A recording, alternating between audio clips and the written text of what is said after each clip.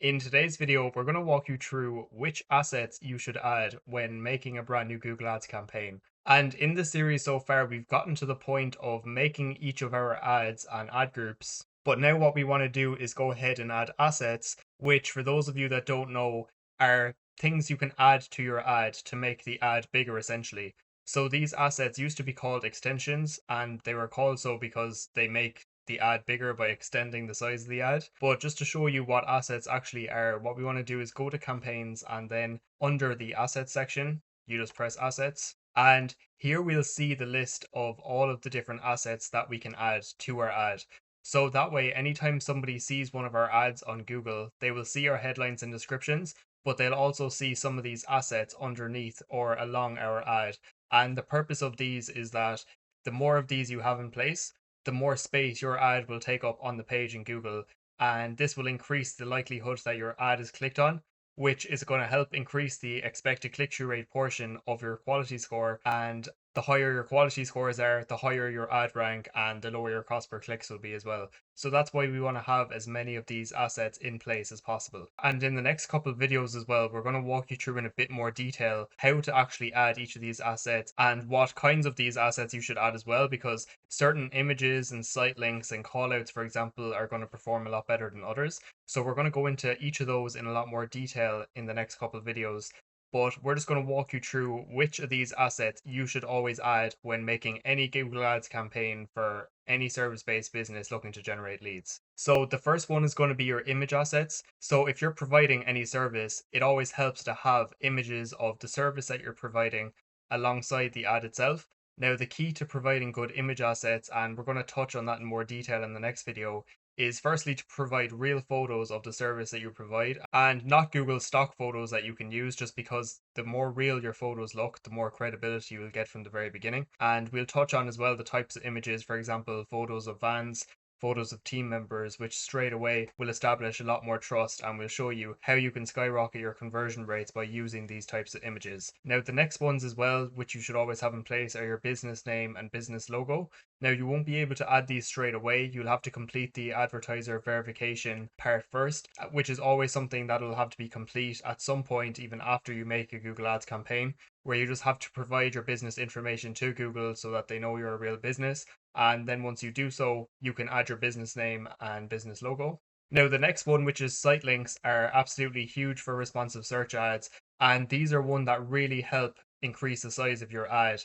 And what I'd recommend doing is adding at least 4 of these. And what Google will do when you have site links in place is that you have multiple clickable links underneath your ad itself. So your headline of your ad is your main final URL.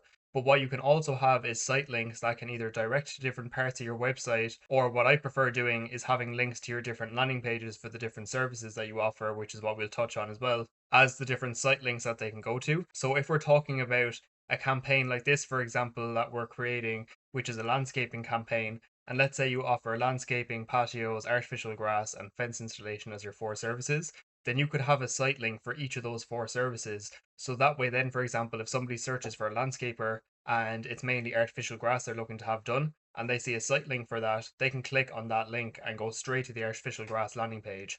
And they're just far more likely to convert then, just because they saw a link that matches up exactly with what they're looking to get done. The next one's then headline and description. You don't need to add these because we already have headlines and descriptions as part of our ad itself. But then callouts is one you also want to add. And callouts are essentially benefits of what you offer, and you can really add as many of these as you like. We usually add about 10 to 15 at least when making any brand new campaign. And what you want to do here is think of the most compelling benefits of why someone should click on your ad when they see this call out. And they're not big blocks of text like 90 characters that your descriptions have. Each one only has about 25 characters that you can use. So they're almost like headlines of why they should choose you when they see the ad. So think of your unique selling points and things that you might offer that your competitors wouldn't mention in your ad. So that way, then, if they see the call out, you'll just stand out a lot more than them straight away. Next, then, we have our structured snippet extensions or assets, and they are quite similar to callouts in a way where you can list benefits of what you offer, but you have multiple different options of categories of things you can talk about. So, for example, you can list off the different services that you offer, you can list off the different places that you serve. If you offer a service that has different styles, let's just say, for example, fencing, you might offer composite fencing, vinyl fencing, PVC fencing. You can list those under styles. And what I'd recommend doing when using structured snippets is that you have at least two different structured snippets that you're using. And basically, what structured snippets are is where you can categorize features of what you offer all in the one place. And then what you also want to make sure that you have in place is also your call asset, which is when if someone sees your ad on mobile, they can have the option to call you directly from the ad. So, alongside your headline and description, underneath the ad, usually there'll be a phone button with your phone number there where they can simply just call you directly if they're looking to get the job done. And it's a great way to get some extra leads without having to be sold on the landing page, especially for those that just know that they want to get the job done or inquire and get a quote straight away. Usually, those are the most high buying intent leads that call directly, and giving them the opportunity to call directly from the ad is the best way to do so, so that they don't even have to click onto the landing page to call you. And also, some of these last few assets aren't essential, but just to briefly walk through what they are, the lead form asset isn't something I typically use in most campaigns, because most of the lead form submissions I notice that come through are from people clicking onto the landing page and then filling out the form on there. But it is optional that you can make a lead form if you like, where people have the option to fill out a form directly on the ad itself. And the keys to having a really good lead form is simply to just not ask for too much information and just make it as easy to fill out the form as possible. Obviously, gather the necessary contact information so you can reach out to the lead once it comes in. But making the lead form really simple to fill out with very little friction is the best way that you're actually going to gather a lot of leads through the lead form. Message is another option as well if you have a WhatsApp number, so it'll be an option for someone to message you directly on WhatsApp. The location asset as well can be good, especially if you have a Google My Business profile, especially one with a lot of 5-star reviews, where you can link the Google My Business profile, and if people click on that, they can straight away see all your 5-star reviews, and they'll be very likely to call you directly from that as well. But the only downside to this one is that conversion tracking can be quite complicated to set up if you're adding your location asset, which is why we don't use it in a lot of cases. And for any campaigns we're making, we optimize for form submissions on the landing page, calls from the call asset, or calls from the landing page as well. So those are the only three types of leads we typically gather. But calls from the call asset and leads even from the lead form are also options that you can consider. And lastly, then, just to touch on price, it isn't something you would typically add as a service-based business, rather than when you're selling physical products that can be different. But what you could do as a price asset, if you're simply just trying to add as many assets as possible,